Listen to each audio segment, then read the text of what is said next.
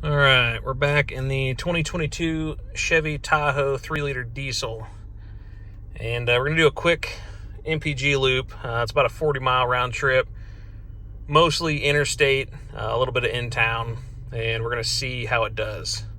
We just filled up at Hy-Vee gas, topped the tank off. Topping it off is only 2.5 gallons, so we're going to go on the drive. We're going to see how it does and go from there. I'll say we've had the truck for about, let's say a week and a half now. And if you guys are back, thank you for coming back and watching.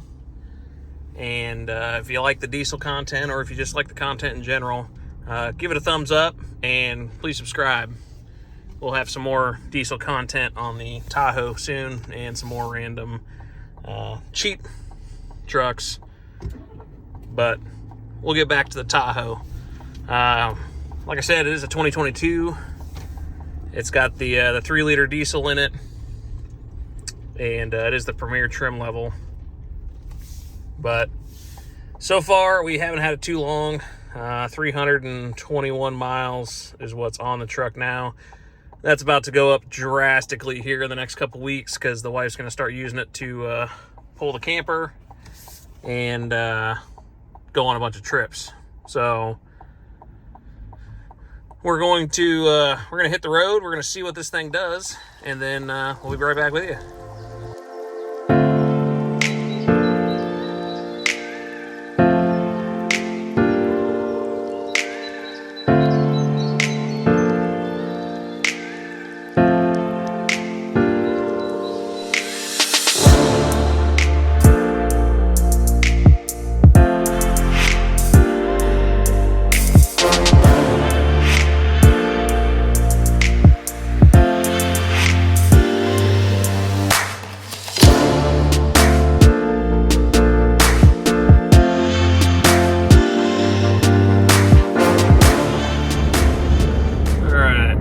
Back here for a little bit while we're on the road. We're on the interstate now. Like I said, it's about a 40-mile loop, and we're gonna see how this does. But if one of these is something that you've been thinking about and you're kind of on the fence, I would say get off the fence. I'd say go test drive one, but I don't think you guys are gonna find one in this market. You might be lucky to find a Silverado or a Sierra with it, which will kind of give you an idea of how the motor acts, at least. And if you're used to driving a Tahoe or Suburban, it's the same thing. But finding a Tahoe, Suburban, Yukon Escalade with the 3-liter right now is impossible. Finding Tahoe, Suburban, Yukon Escalade, period, is near impossible. So, but yeah, like I said, if it's something that you guys are interested in, obviously you're watching the video because it's something that kind of piqued your interest, whether it's the fuel prices, or you want to be able to tow, give it a look. I know that's the reason I ended up buying this. We had 2019 Yukon that we had towed with and used it for hauling the dogs and the family. Did great. And then, you know, the crazy trade prices. So we ended up trading that Yukon in on a 2022, supposed to be a Tahoe. Unfortunately, the Tahoe came in damaged and we refused it. And our options were to either accept the Tahoe once it was repaired, or they had a Suburban the deal fell through on. We really didn't want a Suburban, but we kind of went with it. Ultimately wasn't happy. That's why we're in a Tahoe now. And it also kind of pushed us. The Yukon had the 5.3, and you know it did okay. It wasn't great on gas miles. Obviously a big truck, but just normal around town driving, back and forth to work, going out of town, things like that. You know, it averaged 16, 17. You know, if you're putting around town, it'd get, you know, high teens, low 20s, which is fine. The big thing was towing the camper. It would get, you know, bad day 10, good day, you know, 13, which I was more than happy with. Fast forward to the Suburban, you know, I kind of figured with the newer, I mean, it's still 5.3, but the newer technology in that 5.3, and it had the 10-speed transmission, I figured, sweet, gas mileage is gonna at least stay the same, if not go up. And that was not the case. I towed with the Suburban 4 times, One time with an open car trailer towing a pickup truck. You know, we're probably around 7,000 pounds, trailer, truck, everything. And I was getting 6 miles a gallon. I'm like, it was a little windy that day. The truck wasn't loaded quite properly. I was like, you know what? It's just a fluke. So, wife and I bought a new camper. Camper is about 3,800 pounds loaded. You know, that's with all our stuff in it. So I was like, perfect. Should be. It's less than what I towed with last time. And we went and picked it up. Again, it was windier than heck that day. I don't know if you've been in the Midwest lately, but it's just been stupid windy. I don't know why. But again, drove it all the way home. Where the camper was about 2 hours away, and we were getting 6 miles a gallon. I'm like, all right, I'm gonna again attribute this to a fluke. Third time, hooked up the camper. It was normal. It wasn't crazy windy. We were going about an hour and a half away, and yeah, we got 6 miles a gallon. Took the camper out one more time. Again, wasn't crazy. 6 miles a gallon. So at that point, I was over it. It you know, obviously wasn't gonna get any better. You know, I had played with you know, going 65, going 55. It didn't matter how fast or how slow you're going. It got 6 miles a gallon. You know, and I say 6. You know, one time I got 6.1. Next time I got 6.8. 6 miles a gallon is what it got. So I at that point, I'm like, you know what? I don't want the Suburban anymore. She didn't want the Suburban anymore because it's too long. It's like parking a school bus, which I got, but we were kind of between a rock and a hard place because we had traded our last truck in early to capitalize on the crazy trade. So started on the hunt for this Tahoe, or any Tahoe really that had the 3-liter diesel. And if you guys have been looking like I have, comment down below on how hard of a time you're having. Either you got to order it, or you got to get lucky that somebody ordered it and it fell through. So that's what happened with the Suburban we got. Whoever ordered it, I guess financing fell through, so we were able to swoop in on that one just to get us wheels for a while.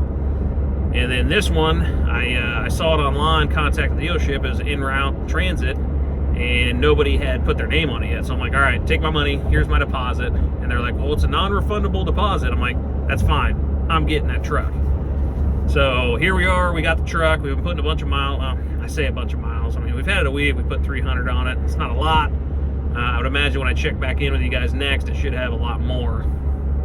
But just looking at the numbers, you know, online, it's crazy the difference. I mean, this isn't going to win any races. You know, 277 horsepower. I don't need a lot of horsepower to be able to pull the boat around, pull the trailer around. Me and the wife go out of town and be in comfort in a full-size SUV, getting over 20 miles a gallon. Hopefully over 25 or 30. But yeah, I'm really excited to hook the camper up for the first time to this and see how it does. I'm hoping it does great. I've had 3-liter diesels in the past. They've all been outstanding. I know there's some people that have had some lemons, and I mean, that's with any vehicle. It ain't the 3-liter's fault. It ain't GM's fault. Every vehicle has a bad batch or has a bad whatever. You can't condemn the vehicle. You can't condemn the motor. You can't condemn the automaker. Every one of them has something that they're known for. So, like I said, this is the third 3-liter diesel I've had. First one I've had in the full-size GM SUV, and I'm overly pleased with it. The motor's smooth, it's quiet. I mean, it's going to be a change for the wife putting diesel in a truck or in a vehicle when her whole life she's always put, you know, gasoline in it. So that'll be a change. I got her one of those diesel fuel caps that I put over the capless system, so she has to remove it. It says diesel, it's green, just as an extra safety measure. I think she'll be so nervous that it's very unlikely that she will put the wrong fuel in the vehicle, but you never know. So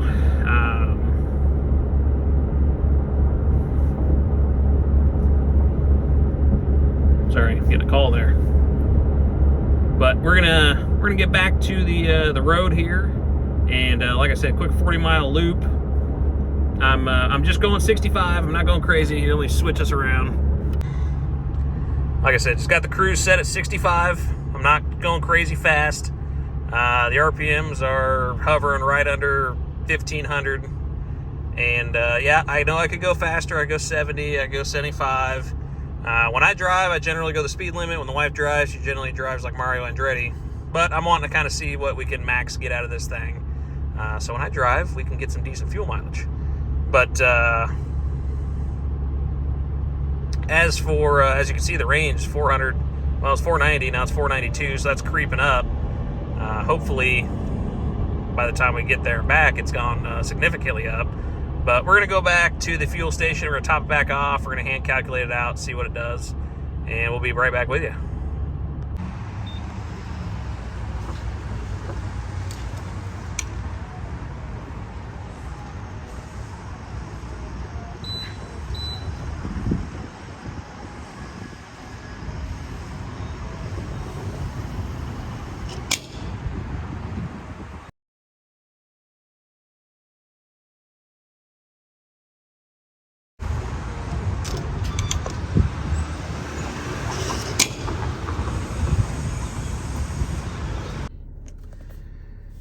All right, just got done filling her up.